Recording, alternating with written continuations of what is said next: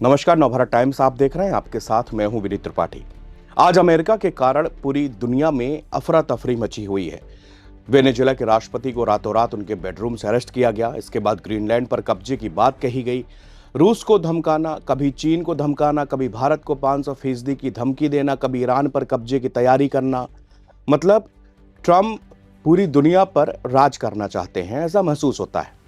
माना कि आप विश्व के ताकतवर देश हैं, मगर क्या अपनी इस ताकत का इतना गुरूर कि आप किसी भी देश को चाहेंगे और आप उसको मिटाने की धमकी देंगे या फिर उसको अपनी शर्तों के मुताबिक चलाएंगे?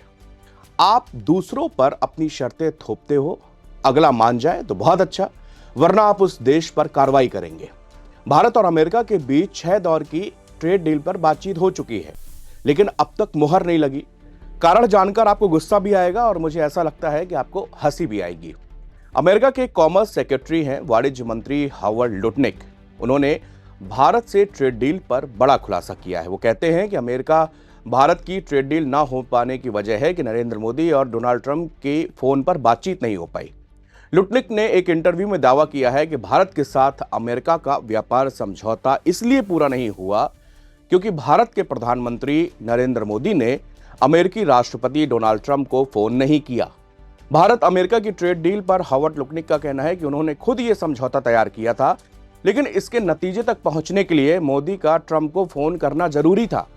भारतीय पक्ष इसको लेकर सहज नहीं था और मोदी ने फोन नहीं किया, इसलिए यह समझौता लंबे वक्त से अटका हुआ है।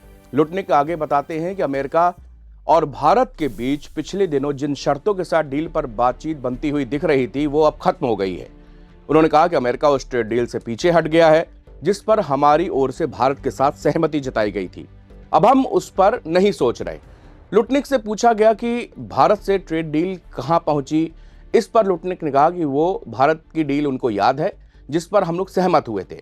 भारतीय अधिकारी मुझसे कहते हैं कि आपने इस डील पर सहमति जताई थी। मैंने उनसे कह दिया कि मुझे याद है कि मैंने तब सहमति दी थी, लेकिन अब हम उस पर तैयार नहीं हैं।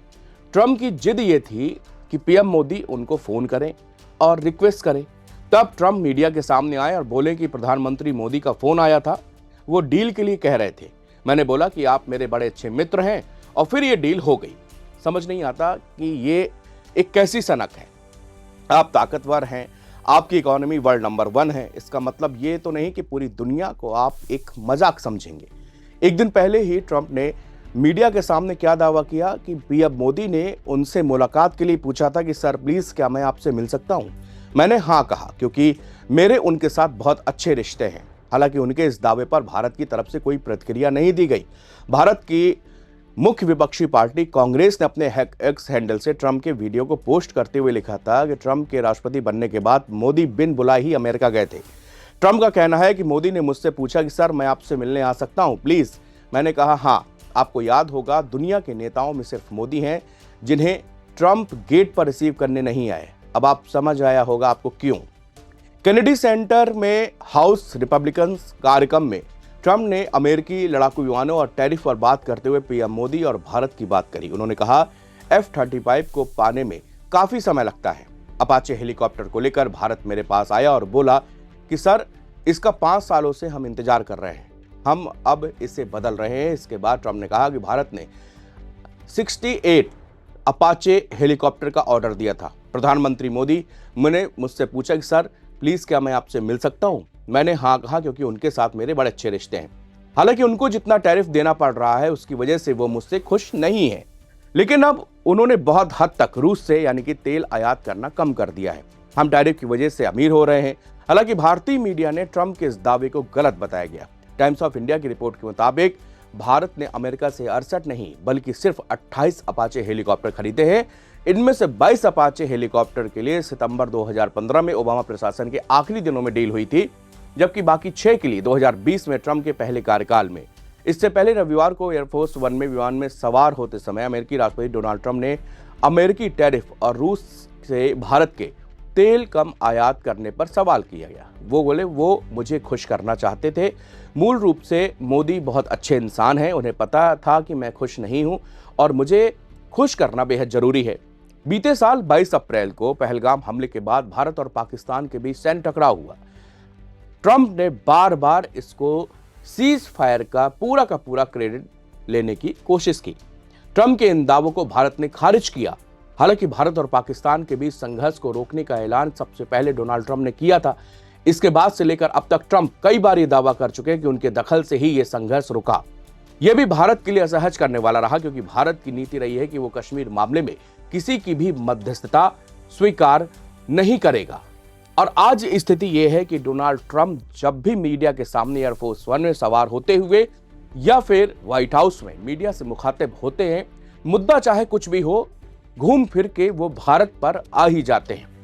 इसके पीछे कई एक्सपर्ट अलग अलग वजहों बताते हैं। सबसे पहली बड़ी वजह यह है कि भारत और रूस के मजबूत होते संबंध। भारत अमेरिका बिल्कुल नहीं चाहता कि भारत और रूस एक अच्छे करीबी मित्र बने। इसका एक बहुत लंबा इतिहास है। अगर हम उन इतिहास के पन्ने में जाएंगे तो आपको समझ में आएगा कि अमेरिका और ब्रिटेन जैसी पश्चिमी शक्तियां क्यों नहीं चाहती कि भारत, रशिया, चीन ये तीनों देश कभी भी एक साथ मिले। यही कारण है कि ब्रिक्स समिट को लेकर अक्सर ट्रंप जो है आग उगलते रहते हैं। ब्रिक्स करेंसी की जब भी नाम आता है, ट्रंप एकदम आग बबूला हो जाते हैं और उनका कहना है कि दुनिया में कहीं भी ट्रेड होता है वो आज की डेट में डॉलर पे हो रहा है। ट्रंप चाहते हैं कि वो ये डॉलर इसी तरह पूरे विश्व में एक सबसे बड़ी करेंसी बना रहे, जिससे उनकी इकोनॉमी वर्ल्ड नंबर 1 बनी रहे।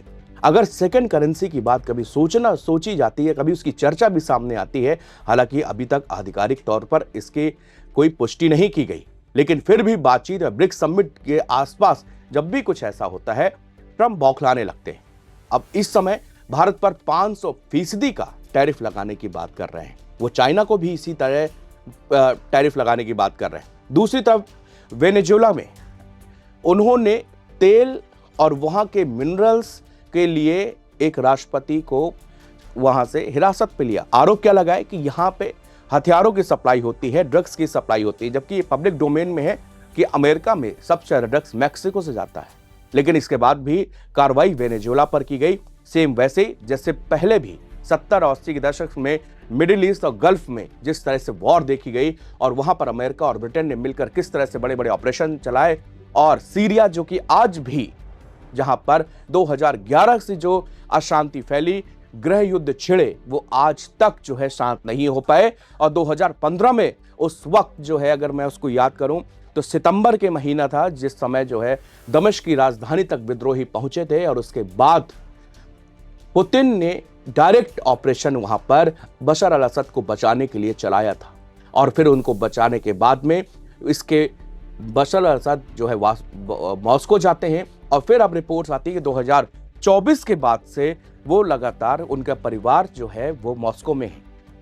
इसी तरह पूरे गल्फ रीजन में अमेरिका ने तेल, वेपन्स, इसका खेल खेला और उसका नतीजा क्या हुआ वो आज हम सब देख रहे हैं।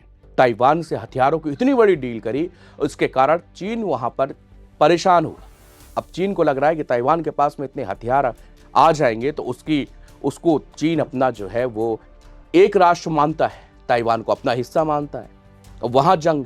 तो अमेरिका गाहे बगाहे किसी भी तरह पूरे विश्व के इन ताकतवर मुल्कों को ऐसी ही चीज़ों में उलझा कर रखना चाहता ताकि ना तो उनका विकास बढ़े, ना तो उनकी इकोनॉमी बढ़े, और ना ही वो कभी अमेरिका के बराबर खड़े होने का सपना देख पाए।